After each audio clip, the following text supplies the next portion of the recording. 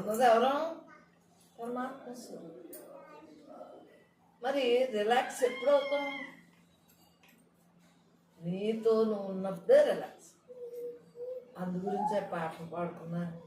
మనకు దేవుడి మీద ఇష్టం కాబట్టి దేవుడి మీద పాడతాం. నారాయణని స్మరణ చేస్తాం. ఓం నమ శివాయ ఏదైనా సరే ఒక జపం చేస్తా, ఒక వ్రతం చేసుకున్నా. అసలు దేవుడి మీద కోరిక పట్టడం కూడా మంచిదే. దేవుడా నువ్వు తగ్గిస్తావని కోరిక కూడా గొప్పదే.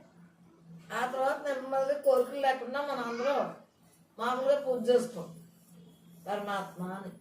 అవునా? ఏది మానక్కర్లేదు. దేంటైనా మనం విడుదల తెలిసాక ఎలా ఉంది? పూజ చేస్తున్నాం, మన ఇంట్లో దీపం పెట్టుకుంటాం.